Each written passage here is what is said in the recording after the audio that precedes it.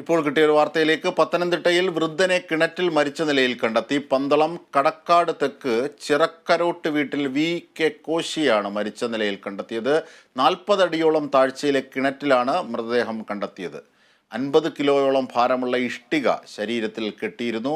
ഇപ്പോൾ വിവരങ്ങളുമായി ഞങ്ങളുടെ പ്രതിനിധി സന്തോഷ് ചേരുകയാണ്. സന്തോഷ്, എന്താണ് സംഭവം? ആത്മഹത്യയാണോ, കൊലപാതകമാണോ? എന്തൊക്കെയാണ് പ്രാഥമിക വിവരങ്ങൾ?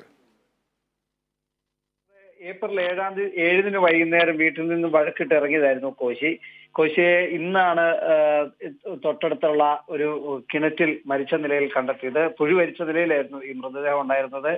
ഏകദേശം 6 ദിവസത്തോളം പഴക്കമുണ്ടായിരുന്നെന്നാണ് പോലീസ് പറയുന്നത്. എന്തായാലും ഇദ്ദേഹത്തിന്റെ ഈ മൃതശരീരം പുറത്തെടുത്തപ്പോൾ 50 കിലോ ഭാരം വരുന്ന ഇഷ്ടിക ചാക്കിൽ കെട്ടി ഇദ്ദേഹത്തിന്റെ അരയിൽ കെട്ടിയിരുന്നു. അപ്പോൾ തന്നെ പോലീസിന് ഒരു സംശയം, ആദ്യം ഇതൊരു കൊലപാതകമാണോ എന്നുള്ള ഒരു സംശയം പോലീസിനുണ്ടായിരുന്നു. എന്തായാലും പോലീസ് പറയുന്നത് ഇതൊരു ആത്മഹത്യ തന്നെയാണ് എന്ന നിലയിലാണ്. ഇദ്ദേഹത്തിന്റെ പശ്ചാത്തലങ്ങൾ അന്വേഷിച്ചപ്പോൾ വീട്ടിൽ നിന്നും 7 വൈകുന്നേരം വഴക്കിട്ട് പോകുന്നു. എന്തായാലും അതിനുശേഷം ഇദ്ദേഹത്തെ കാണാതെ വരുന്നു. ബന്ധുക്കൾ അടക്കമുള്ളവർ അന്വേഷിച്ചിരുന്നു, കണ്ടുകിട്ടിയിരുന്നില്ല.